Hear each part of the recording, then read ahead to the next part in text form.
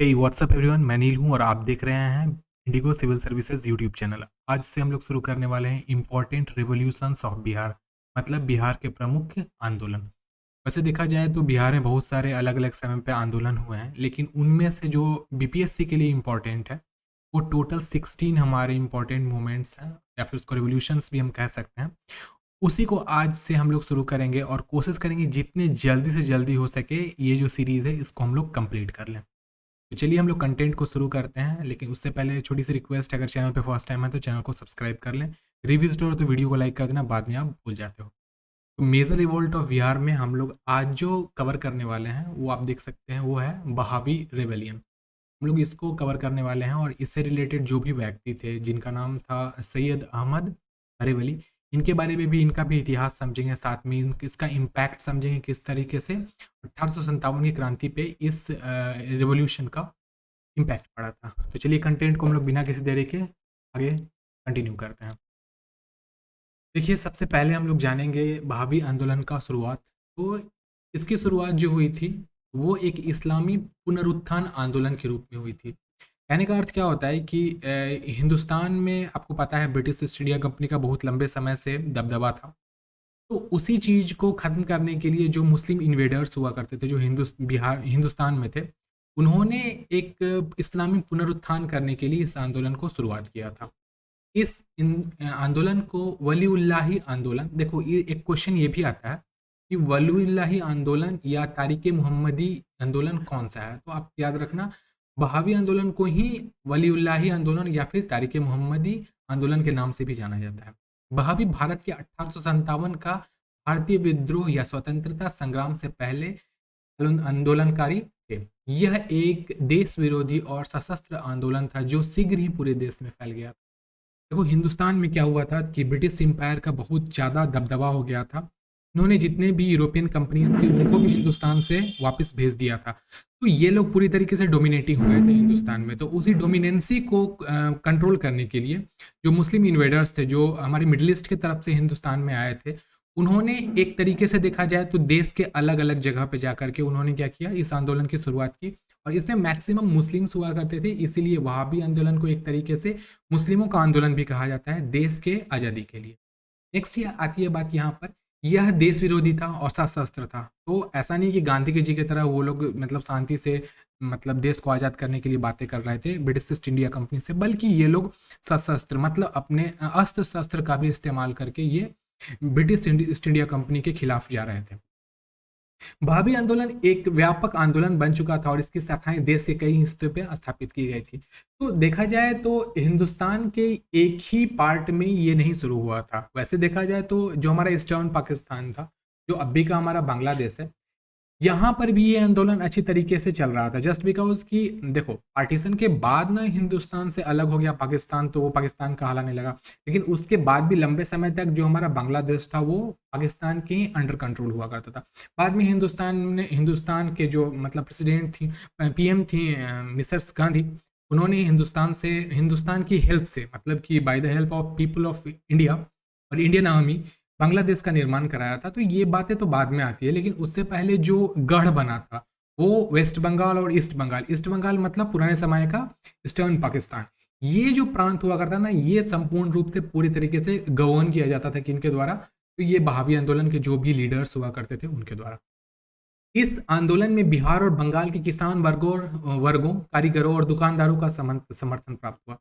तो बात यह आती है कि इसमें किन लोगों ने भाग लिया था। तो हिंदुस्तान के जो पूर्वी एरिया था, कौन सा, मैं आपको बताता हूँ, वेस्ट बंगाल का पार्ट, साथ साथ में उड़ीसा का भी थोड़ा सा पार्ट और पूरा का पूरा बिहार, ठीक है। और उसके बाद जो ये प्रांत था हमारा बांग्लादेश का, यहाँ भी ढाका वगैरह आप लोग देख सकते हो, ढाका था। तो ये सारे के सारे प्रांत एक तरीके से डोमिनेटिंग प्रांत थे मुस्लिम इन्वेडर्स का। और साथ साथ में ये लोग जो आंदोलनकारी थे, जो रेबेलियंस थे, मुस्लिम रेबेलियंस, ये लोग एक तरीके से स्ट्रॉन्ग होल्ड बना के रखे हुए थे। साथ में इसमें जो भी साथ देने वाले वर्ग हुआ करते थे वो फार्मर्स थे, कारीगर्स थे, छोटे मोटे जो दुकान वाले थे वो सब थे। यद्यपि एक ये धार्मिक आंदोलन था, इनमें न तो व्यक्तिगत महत्वाकांक्षा थी नहीं थी और न ही राजनीतिक व्यक्तियों की भूख थी। तो कहने का अर्थ समझना है इस चीज़ को। देखो, लोग धीरे धीरे, जब ब्रिटिश ईस्ट इंडिया कंपनी का हिंदुस्तान के लोगों पर दबदबा बहुत ज़्यादा बढ़ गया, वो लोग अपनी मनमर्जियाँ चलाने लगे हिंदुस्तान में।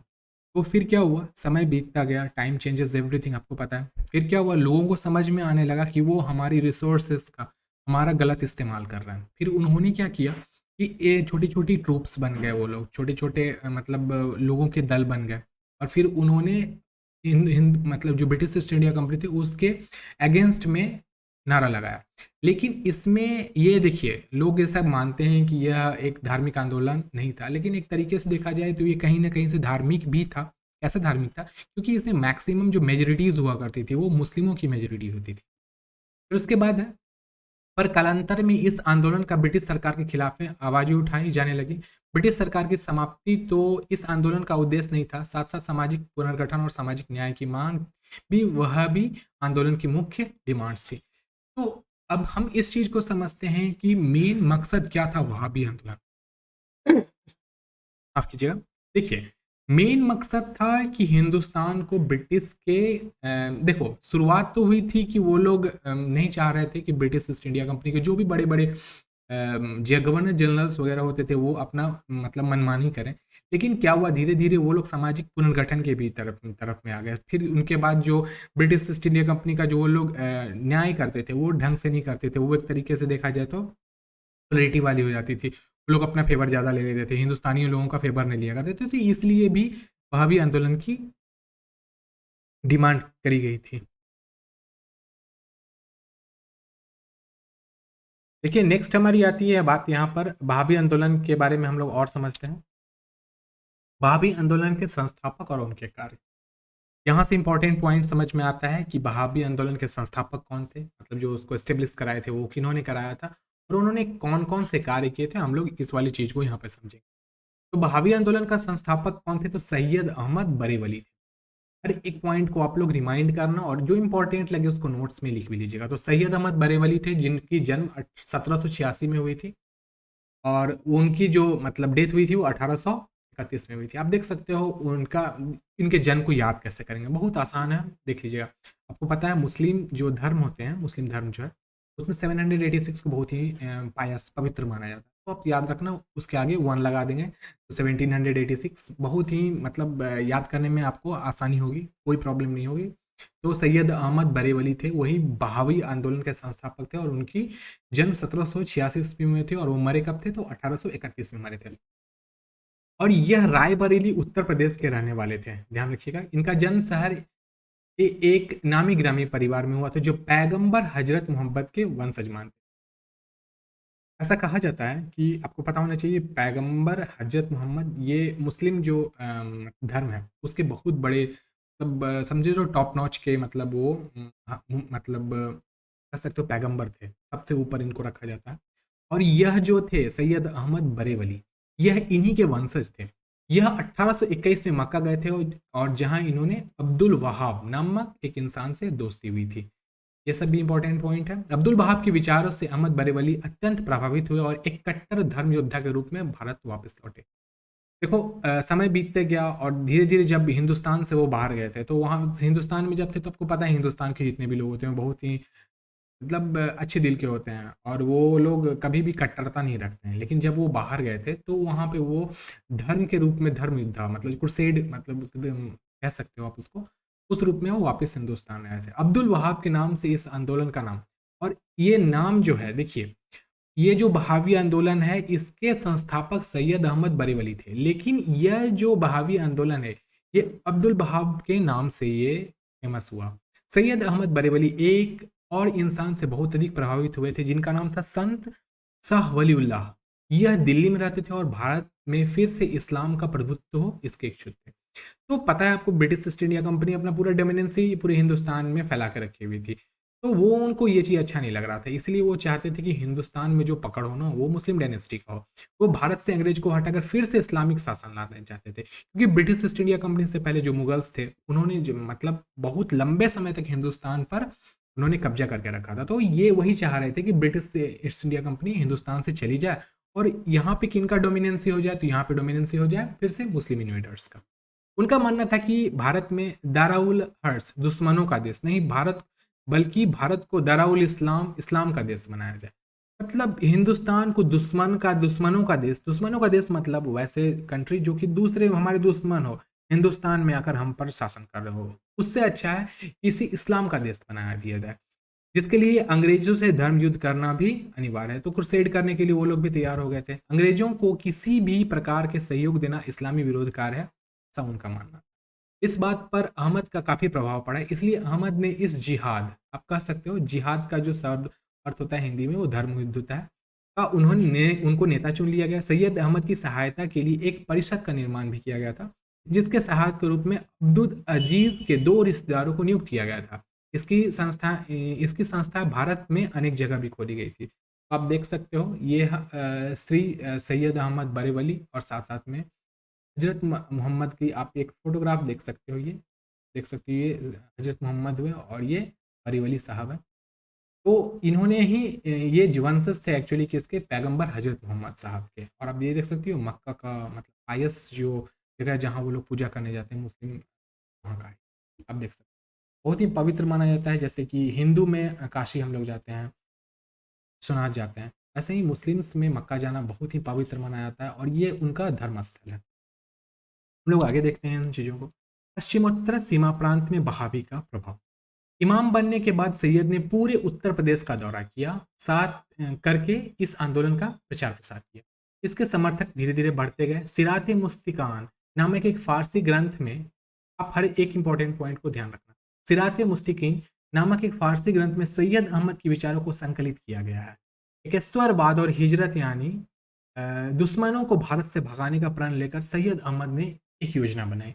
इस योजना के अंतर्गत 3 बातों को इंपॉर्टेंस दिया गया था। सबसे पहला था हमारी सेना सशस्त्र हो, सबसे मोस्ट इंपॉर्टेंट। दूसरा, भारत के हर कोने में एक उचित नेता को चुना जाएगा। और तीसरा, जिहाद के लिए भारत में ऐसी जगह चुनना जहां मुस्लिम अधिक संख्या में रहते हैं, ताकि वहाबी आंदोलन पूरे जोर शोर से पूरे देश में फैल सके। तो इसी सब चीज़ों के कारण ऐसा माना जाता है कि यह लोग, देखो वहाबी आंदोलन को लोग मानते हैं कि ये सिर्फ हिंदुस्तान से मुस्लिम लोगों को हटाना था, लेकिन ऐसी बात नहीं थी। इस मोमेंट का ये एक तरीके से देखा जाए तो धर्म रूपी एक आंदोलन भी था, जिसमें मुस्लिम्स को फिर से हिंदुस्तान पे पूरा पकड़ करना था। क्योंकि ईस्ट इंडिया कंपनी से पहले जब मुगल्स हुआ करते थे, तो उन्होंने बहुत लंबे समय से डोमिनेट किया था हिंदुस्तान को। फिर 200-250 साल तक अप्रॉक्स संपूर्ण रूप से ब्रिटिश ईस्ट इंडिया कंपनी ने अपना डोमिनेंस दिखाया, तो इसी चीज को पसंद नहीं आ रही थी, तो इसलिए वहाबी आंदोलन की शुरुआत करी गई थी। इसके लिए पश्चिमोत्तर सीमा प्रांत को चुना गया था, ध्यान रखिएगा पश्चिमोत्तर। यहाँ कबायली इलाकों में सिथाना को केंद्र बनाया गया था और भारत के सभी मुस्लिम बहुल नगरों के स्थानीय कारखाने खोले गए। बंगाल प्रेसिडेंसी के लिए कलकत्ता को चुना गया और प्रतिनिधित्व खलीफाओं को सौंप दी गई। 1826 ईस्वी में यह आंदोलन सक्रिय हुआ। अपने 3000 समर्थकों के साथ ये पेशावर गया। पेशावर कहाँ? पाकिस्तान। और वहां एक स्वतंत्र शासन की स्थापना करी गई। बाद में केंद्र को बदलकर सिथाना चारसदा पाकिस्तान में स्थापित कर दिया गया। सीमा प्रांत में शासन चलाने हेतु अस्त्र शस्त्र धन जन सीमा प्रांत तक पहुंचाया जाने लगा। इसके लिए बंगाल के सिथाना तक खानकाह बनाया गया, जो एक गुप्त रूप से सहायता पहुंचाने का एक जरिया था। पश्चिमोत्तर इलाकों में वहाबी आंदोलन के समर्थक के लिए सिख समुदाय संघर्ष हुआ, जिनमें सैयद अहमद की मौत हो गई। तो आप लोग ध्यान रखिएगा, देखिए जब पूर्वी एरिया में डोमिनेंसी चल रही थी किनका, मुस्लिम्स का, मतलब बहावी आंदोलन का, श्री मिस्टर भावी का माफ़ कीजिएगा, श्री भावी के द्वारा जो आंदोलन की शुरुआत करी गई थी, तो वो सब कुछ हिंद पूरब में तो सही चल रहा था, लेकिन जो पश्चिमोत्तर का एरिया था उस एरिया में भावी आंदोलन अच्छे तरीके से नहीं चल रहा। पश्चिमोत्तर का एरिया मतलब कौन सा, आप देख सकते हो ये वाला जो प्रांत है हिंदुस्तान का, ये हो गया हमारा ईस्टर्न प्रांत हो गया, ये हमारा वेस्टर्न प्रांत हो गया, नदर्न हो गया और सदर्न हो गया। तो ये वाला जो प्रांत था ना, पश्चिम और उत्तर, तो ये वाला प्रांत मतलब पंजाब, पाकिस्तान से सटा हुआ जो भी प्रांत था, उस प्रांत में वहाबी आंदोलन नहीं हो सका, क्योंकि वहाँ पे सिखों का डोमिनेंसी, मतलब सिख समुदाय, सिख धर्म वाले का बहुत ज़्यादा डोमिनेंसी था। और इसी में युद्ध के कारण सैयद अहमद की वहाँ पर। नेक्स्ट आता है यहाँ पे बंगाल में वहाबी आंदोलन, इसको भी देख लीजिए। जिस समय पश्चिमोत्तर में सैयद अहमद सिखों से संघर्ष कर रहे थे, उस समय बंगाल में वहाबी आंदोलन का बहाव किसान वर्गों में जोर शोर से रहा था। बंगाल में वहाबी आंदोलन के नेता तीतू मीर थे। इंपॉर्टेंट वर्ड है, ध्यान रखिएगा। जमींदार द्वारा कर बढ़ाने पर बहावी समर्थक अधिकांश किसान वर्ग इसका विरोध करते थे। जब नदिया बंगाल के जमींदार कृष्ण राय ने लगान की राशि बढ़ाई तो तीतू मीर ने उस पर हमला कर दिया। ऐसे कई कांड कई जगह पर जहां जमींदारों के विरोध का सामना करना पड़ा। ऐसे में तीतू मीर किसान वर्ग का मसीहा बन गए। एक बार तो तीतू मीर ने कई बहावी समर्थकों के साथ अंग्रेजी सेना द्वारा बनाए गए किले को ही नष्ट कर डाला, पर तीतू मीर इस संघर्ष में मारे गए। उनकी मृत्यु के बाद बंगाल में बहावी आंदोलन देखा जाए तो क्या हो गया। अब सैयद अहमद के मृत्यु के बाद वाला वहाबी मूवमेंट उसको समझते हैं। ऐसा नहीं था कि सैयद अहमद की मृत्यु के बाद बहावी आंदोलन थम गया। यह आंदोलन चलता ही रहा। इस आंदोलन को सैयद अहमद के बाद जिंदा रखने का श्रेय विलायत अली और इनायत अली को जाता है। फिर से नए केंद्र को स्थापित करेगा। इस बार पटना को मुख्यालय बनाया गया। ये बिहार से रिलेटेड इंपॉर्टेंट पॉइंट है। इनायत अली को बंगाल का कार्यभार दे दिया गया। पंजाब और पश्चिमोत्तर प्रांत में बहावी आंदोलन के समर्थक और अंग्रेजों के बीच में कई बार मुठभेड़ भी हुई। अंग्रेजों ने बहावी के केंद्र सिथाना और मुल्का को नष्ट कर दिया। अनेक समर्थक गिरफ्तार कर लिए गए। कई लोगों पर मुकदमा भी चला। उन्हें काला पानी व जेल की सजा भी दी गई। काला पानी में पटना का भी केंद्र को नष्ट कर दिया गया था। माफ कीजिएगा, कालांतर में पटना का भी केंद्र को नष्ट कर दिया गया। सरकार ने इस दमनात्मक रवैये के चलते बहावी आंदोलन शिथिल पड़ गया और प्रथम युद्ध के अंत तक इसने भी दम अपना संपूर्ण रूप से तोड़ दिया।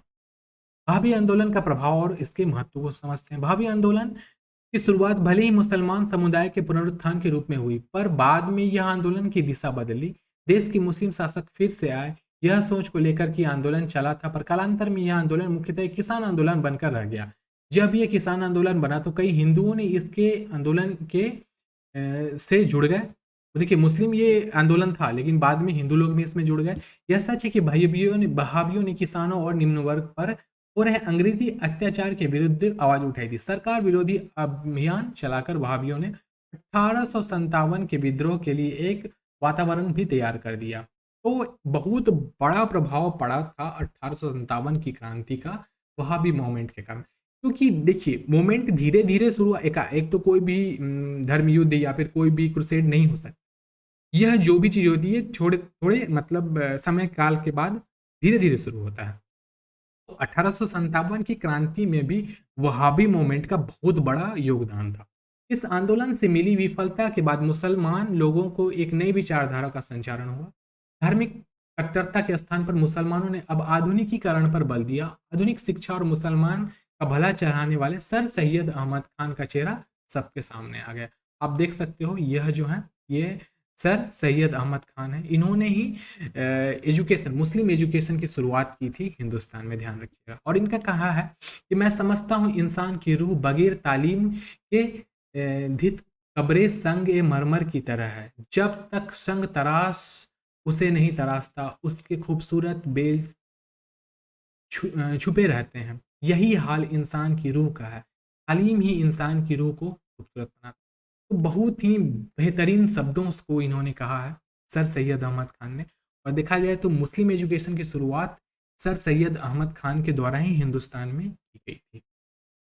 तो इसके आगे हम लोग वहाबी आंदोलन के प्रमुख एमसीक्यूज को भी देख लेते हैं, जो कि बीपीएससी के लिए इम्पोर्टेंट है। तो देखिएगा, सबसे पहला है भारतीय स्वतंत्रता आंदोलन के इतिहास में बिहार में संग्राम के किस आंदोलन का महत्वपूर्ण स्थान है।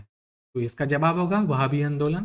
दूसरा प्रश्न है, भारत में वहाबी आंदोलन की शुरुआत किसने की थी। तो वहाबी आंदोलन की शुरुआत सैयद अहमद शहीद ने 1786 ईस्वी में की थी। वहाबी आंदोलन का मुख्य उद्देश्य क्या था। तो वहाबी आंदोलन का मुख्य उद्देश्य सामाजिक और धार्मिक सुधार भी था। मुस्लिमों पर पड़ने वाले पश्चाताय प्रभावों का विरोध भी था। भारत में ब्रिटिश सत्ता की समाप्ति भी थी। और इसके साथ साथ अगर बाय द वे किसानों का मदद और हिंदुस्तान से ब्रिटिश ईस्ट इंडिया को हटाना अगर रहे तो वो भी होगा। चौथा प्रश्न है हमारा, वहाबी आंदोलन का मुख्य केंद्र क्या था। तो इसका मुख्य केंद्र पटना था।